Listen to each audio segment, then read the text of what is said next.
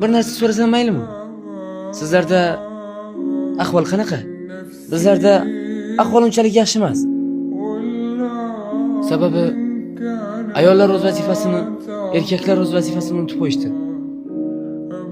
Shunaqa. Sizlarda ahvol qanday? Bizdagi ahvol yomon emas, yaxshi. Biroz qiynalib turibmiz. Opam bilan singlim paxta dalasida. Dadam esa urishdalar. Onam bilan men ro'zg'orni qora qozonni qaynatib turibmiz. Shu. Sendan bir narsa so'rasam maylimi? Sizlarda ham jadidlar bormi? Ya'ni xalq uyg'otuvchilari. Jadid? Nima edi u?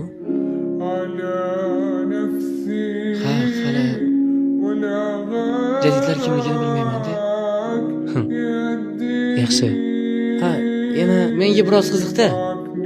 Sizlarda o'yin kulgu, qandaydir maishatbozlik qilish uchun tungi klublarmi yoki shunga o'xshash nimadirlar bormi?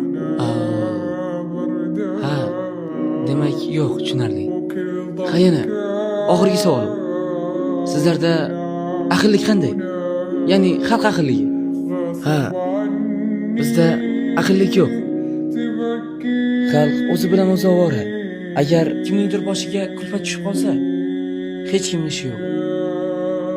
Kimdir agar zulmat tubiga botayotganini ko'rsa, u chuqurlikdan tortib chiqarish o'rniga chuqurlik ustini bekitib qo'yishadi.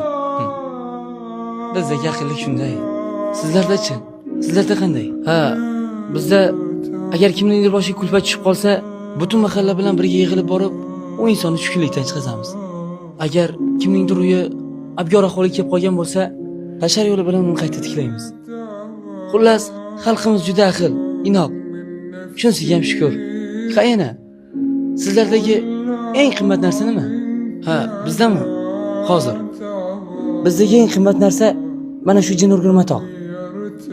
Odamlar buni sotib olish uchun 1 yil ishlashadi. Shu biz uchun eng qimmatli narsa. Bizda eng qimmatli narsa otamdan kelgan xat. O'qishni bilmayman-u, lekin onamning biroz soatlari bor. O'shanga har tunda o'qib beriladi. Qayta va yana qayta. Shu biz uchun eng qimmatli narsa. Ha, o'rtoqlarim bilan ozgina yig'ilishim bor edi.